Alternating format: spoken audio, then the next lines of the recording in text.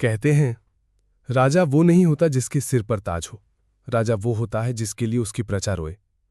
सम्राट विक्रमादित्य, जिसने बचपन में अपने माता पिता को खो दिया, जंगलों में भटका, भूखा सोया, लेकिन कभी अधर्म के सामने झुका नहीं। जब वो राजा बने तो अपने लिए नहीं, गरीबों के लिए जिए। कोई बच्चा भूखा न सोए इसलिए राजकोष खोल दिया, कोई मां रोए नहीं इसलिए खुद युद्ध में उतर गए। लेकिन एक दिन पूरे राज्य में भयंकर अकाल पड़ा, लोग भूख से मरने लगे। एक मां अपने मृत बच्चे को गोद में लेकर रो रही थी और बोली, महाराज, मेरा बच्चा भूख से मर गया। बस ये सुनकर विक्रमादित्य टूट गए। उस रात उन्होंने भगवान महाकाल से कहा, हे प्रभु, अगर मेरे प्राणों से मेरी प्रजा बच सकती है तो मेरा जीवन ले लो। और कहते हैं उसी रात बारिश शुरू हुई, सूखी धरती फिर से जीवित हो गई। लेकिन अगली सुबह सम्राट विक्रमादित्य हमेशा के लिए सो चुके थे। पूरा उज्जैन रो रहा था। लोग चीख चीख कर बस एक ही नाम बोल रहे थे, विक्रमादित्य अमर रहें। अगर आप भी ऐसे राजा को सच्चा महान मानते हैं तो वीडियो को लाइक, शेयर और चैनल को सब्सक्राइब जरूर करें। प्राचीन भारत की धरती पर जब अधर्म बढ़ रहा था, जब छोटे छोटे राज्य आपस में लड़कर जनता का खून बहा रहे थे, तब मालवा की पवित्र भूमि पर बसे उज्जैन नगर में एक ऐसा बालक जन्मा जिसने आगे चलकर पूरे भारतवर्ष को अपनी वीरता, न्याय और त्याग से चमत्कृत कर दिया। वही बालक आगे चलकर सम्राट विक्रमादित्य कहलाया। उज्जैन उस समय केवल एक नगर नहीं था, बल्कि विद्या, व्यापार और संस्कृति का केंद्र था। मंदिरों की घंटियां, वेदों का उच्चारण, सैनिकों की तलवारों की चमक और जनता की खुशहाली उस नगर की पहचान थी। लेकिन समय हमेशा एक जैसा नहीं रहता। पड़ोसी राज्यों की बुरी नज़र उज्जैन पर पड़ चुकी थी। राजा गंधर्व सेन, जो विक्रम के पिता थे, एक न्यायप्रिय राजा थे। उनकी रानी सौम्य दर्शमा अत्यंत धार्मिक और दयालु थीं। वर्षों तक संतान ना होने के कारण दोनों ने महाकाल मंदिर में कठोर तपस्या की। कहते हैं कि एक रात स्वयं भगवान महाकाल ने स्वप्न में आकर कहा, तुम्हारे घर एक ऐसा पुत्र जन्म लेगा जो युगों तक याद किया जाएगा। कुछ महीनों बाद राजमहल में एक बालक ने जन्म लिया। पूरे राज्य में उत्सव मनाया गया। ज्योतिषियों ने भविष्यवाणी की, ये बालक केवल राजा नहीं बनेगा, बल्कि धर्म और न्याय का प्रतीक बनेगा। बालक का नाम रखा गया विक्रम। बचपन से ही विक्रम बाकी बच्चों से अलग था। वो राजमहल की सुख सुविधाओं से ज्यादा जनता के बीच रहना पसंद करता था। कभी किसानों के साथ खेतों में चला जाता, कभी सैनिकों के साथ अस्त्र चलाना सीखता। उसकी आंखों में करुणा थी और हृदय में अद्भुत साहस। एक दिन की बात है, तेज बारिश हो रही थी। महल के बाहर एक वृद्धा ठंड से कांप रही थी। छोटा विक्रम अपने कमरे की खिड़की से उसे देख रहा था। उसने तुरंत अपनी रेशमी चादर उतारी और दौड़कर वृद्धा को उड़ा दी। वृद्धा की आंखों से आंसू निकल पड़े। उसने कांपती आवाज में कहा, बेटा, तू राजा नहीं, भगवान का भेजा हुआ फरिश्ता है। विक्रम मुस्कुराया और बोला, अगर राजा अपनी प्रजा का दुख ना समझे तो उसका राजा होना व्यर्थ है। उस दिन से पूरे नगर में बालक विक्रम की चर्चा होने लगी। लेकिन खुशियों के बीच एक तूफान जन्म ले चुका था। उत्तर दिशा से शक आक्रमणकारी भारत की सीमाओं में प्रवेश कर चुके थे। वे क्रूर थे, गांव जलाते, महिलाओं और बच्चों पर अत्याचार करते और मंदिरों को तोड़ते थे। राजा गंधर्व सेन ने युद्ध की तैयारी शुरू कर दी। लेकिन राजदरबार में कुछ विश्वासघाती मंत्री भी थे जो दुश्मनों से मिले हुए थे। उनमें सबसे खतरनाक था मंत्री शंखपाल। बाहर से वफादार दिखने वाला ये व्यक्ति भीतर से सिंहासन का भूखा था। एक रात उसने दुश्मनों को गुप्त मार्ग बता दिया। अचानक हुए हमले से उज्जैन की सेना बिखर गई। महल में हाहाकार मच गया। राजा गंधर्व सेन ने अंतिम सांस तक युद्ध किया, लेकिन वो गंभीर रूप से घायल हो गए। महल के भीतर रानी रो रही थीं और छोटा विक्रम अपने पिता का हाथ पकड़े खड़ा था। राजा ने टूटती सांसों में कहा, विक्रम, याद रखना, राजा की ताकत उसकी तलवार में नहीं, उसकी प्रजा के विश्वास में होती है। इतना कहकर राजा ने प्राण त्याग दिए। महल में चीखें गूंज उठीं। रानी बेसुध होकर गिर पड़ी। छोटा विक्रम अपने पिता के शव को देखकर पत्थर बन गया। उसकी आंखों से आंसू बह रहे थे, लेकिन उसी क्षण उसके भीतर एक आग जल चुकी थी। उसने मन ही मन प्रतिज्ञा ली, मैं अपने पिता का अपमान नहीं होने दूंगा, मैं इस भूमि को अत्याचारियों से मुक्त कराऊंगा। उधर विश्वासघाती मंत्री शंखपाल ने स्वयं को नया शासक घोषित कर दिया। रानी और बालक विक्रम को मारने का आदेश दिया गया। महल के पुराने सेनापति वीरभद्र ने अपनी जान जोखिम में डालकर रानी और विक्रम को एक गुप्त सुरंग से बाहर निकाला। रात का अंधेरा, तेज बारिश और पीछे दुश्मनों के घोड़ों की आवाज। रानी का शरीर कमजोर हो चुका था। वो जंगल में चलते चलते गिर पड़ी। विक्रम घबराकर बोला, माँ, आंखें खोलो माँ। रानी ने कांपते हाथ से उसके सिर को सहलाया। बेटा, कभी अन्याय के सामने मत झुकना। और फिर उनकी सांसें थम गईं। उस क्षण जंगल की नीरवता में केवल एक बच्चे की चीख गूंजी, माँ। विक्रम अकेला रह गया था। उसके पास न राजमहल था, न परिवार, न सेना। केवल एक प्रतिज्ञा थी, धर्म और न्याय की रक्षा की प्रतिज्ञा। वो पूरी रात अपनी माँ के शव के पास बैठा रहा। सुबह उसने लकड़ियां इकट्ठी की और कांपते हाथों से अपनी माँ का अंतिम संस्कार किया। उसकी आंखों से आंसू लगातार बह रहे थे, लेकिन उसी अग्नि के सामने उसने दूसरी प्रतिज्ञा ली, जब तक इस भूमि से अधर्म समाप्त नहीं होगा, मैं चैन से नहीं बैठूंगा। उस दिन एक अनाथ बालक का जन्म नहीं हुआ था। उस दिन इतिहास में एक युग की शुरुआत हुई थी। वर्ष बीतते गए। जंगलों और आश्रमों में भटकता हुआ विक्रम अब किशोर हो चुका था। उसके चेहरे पर तेज था, आंखों में दृढ़ता और हृदय में अथाह पीड़ा। उसने अपने माता पिता को खोया था, अपना राज्य खोया था, लेकिन उसने उम्मीद नहीं खोई थी। वो कभी किसी ऋषि के आश्रम में रहकर वेद सीखता, तो कभी सैनिकों से युद्ध कला।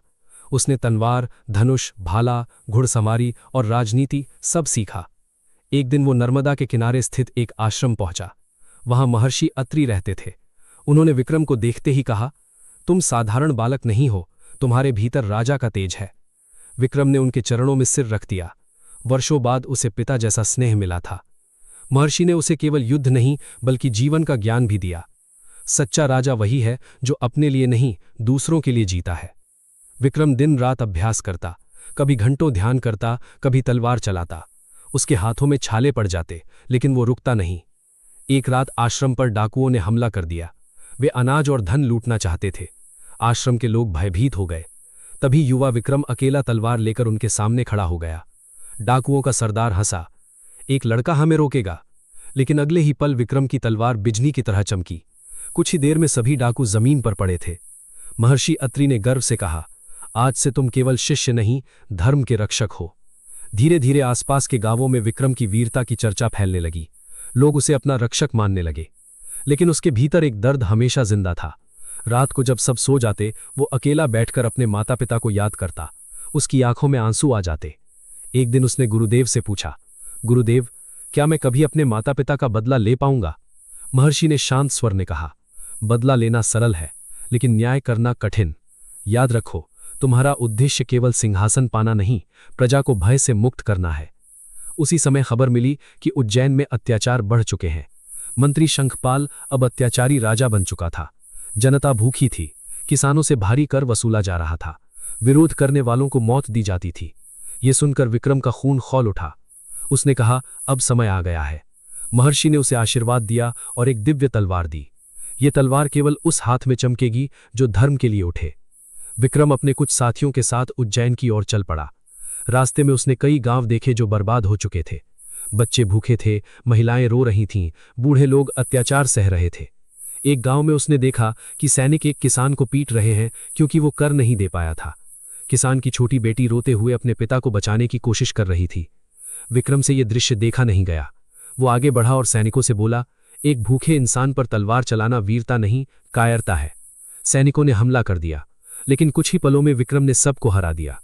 गांव वाले उसकी जय जयकार करने लगे। किसान की बेटी रोते हुए उसके पैर पकड़ लिए। भगवान ने आपको भेजा है। विक्रम की आंखें नम हो गईं। उसे अपनी मां याद आ गई। उसी रात उसने गांव वालों से कहा, डर खत्म होने का नाम ही स्वतंत्रता है। धीरे धीरे लोग उसके साथ जुड़ते गए।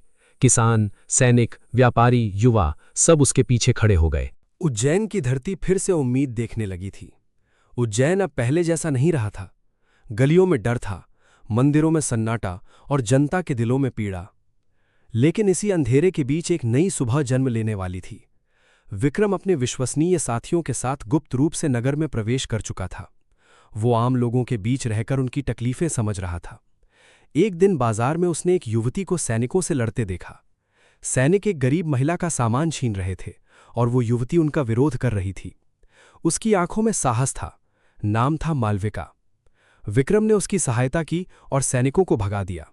मालविका ने कहा, जो अन्याय के सामने खड़ा हो जाए वही सच्चा वीर है।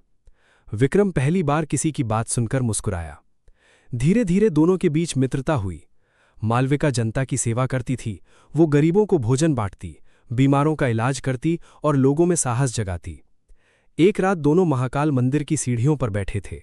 चंद्रमा की रोशनी पूरे नगर पर पड़ रही थी। मालविका ने पूछा, अगर तुम्हें सब कुछ मिल जाए तो सबसे पहले क्या करोगे? विक्रम कुछ देर चुप रहा, फिर बोला, मैं ऐसा राज्य बनाऊंगा जहां कोई बच्चा भूखा न सोए, जहां किसी मां की आंखों में डर न हो। मालविका की आंखें भर आईं। तुम सच में अलग हो विक्रम। धीरे धीरे दोनों के बीच प्रेम जन्म लेने लगा, लेकिन विक्रम जानता था कि उसका जीवन युद्ध और जिम्मेदारियों से भरा है। उधर शंखपाल को खबर मिल चुकी थी कि विक्रम जीवित है। उसने पूरे नगर में सैनिक फैला दिए। एक रात विक्रम और उसके साथियों ने राजकोष पर कब्जा कर जनता में अनाज बांट दिया। पूरे उज्जैन में विद्रोह की चिंगारी फैल गई। जनता अब डरना छोड़ चुकी थी। शंखपाल क्रोधित हो उठा। उसने मालविका को पकड़ने का आदेश दिया, क्योंकि उसे शक था कि वो विद्रोहियों की मदद कर रही है। सैनिकों ने मालविका को बंदी बना लिया। उसे महल में लाया गया। शंखपाल हंसा। विक्रम खुद तुम्हें बचाने आएगा और वहीं मारा जाएगा। जब विक्रम को ये खबर मिली तो उसका दिल टूट गया। उसके साथी बोले, ये जाल है। लेकिन विक्रम ने कहा, मैं अपने कारण किसी निर्दोष को मरने नहीं दूंगा। रात के अंधेरे में वो अकेला महल में घुस गया। तलवारों की टकराहट से पूरा महल गूंज उठा। विक्रम बिजली की तरह लड़ रहा था। आखिर वो कारागार तक पहुंचा। मालविका घायल अवस्था में वहां बैठी थी। उसे देखकर उसकी आंखों से आंसू निकल पड़े। तुम क्यों आए? विक्रम बोला, क्योंकि तुम्हें खोने का दर्द मैं सह नहीं सकता। दोनों बाहर निकलने ही वाले थे कि शंखपाल ने हमला कर दिया। भयंकर युद्ध शुरू हुआ। विक्रम ने शंखपाल को हरा दिया, लेकिन उसी समय एक सैनिक ने पीछे से वार किया जो मालविका को लग गया। मालविका जमीन पर गिर पड़ी। विक्रम चीख उठा, मालविका! उसने उसे अपनी गोद में उठा लिया। उसकी आंखों से आंसू बह रहे थे। मालविका कमजोर आवाज में बोली, तुम्हें रुकना नहीं है विक्रम, तुम्हें जनता के लिए जीना होगा। विक्रम कांपती आवाज में बोला, मैं तुम्हारे बिना कैसे जीऊंगा? मालविका मुस्कुराई, जब भी किसी गरीब की मदद करोगे मैं वहीं मिलूंगी। और उसकी सांसें थम गईं। उस रात उज्जैन के आसमान में बारिश हो रही थी और सम्राट बनने वाला योद्धा एक साधारण इंसान की तरह टूटकर रो रहा था। लेकिन उसी दर्द ने उसे और मजबूत बना दिया। अगली सुबह जनता महल के सामने इकट्ठा हुई। शंखपाल को उसके अपराधों के लिए दंड दिया गया। लोगों ने एक स्वर में पुकारा, सम्राट विक्रमादित्य की जय। वर्षों बाद उज्जैन को उसका असली राजा मिल चुका था। सम्राट बनने के बाद भी विक्रमादित्य का जीवन आसान नहीं हुआ। अब उसके कंधों पर पूरे राज्य की जिम्मेदारी थी। उसने सबसे पहले कर कम किए, किसानों का कर्ज माफ किया और अनाज के भंडार गरीबों के लिए खोल दिए। धीरे धीरे उज्जैन फिर समृद्ध होने लगा। उसके दरबार में विद्वानों का सम्मान होता था। कालिदास जैसे महान कवि उसके नवरत्नों में शामिल हुए।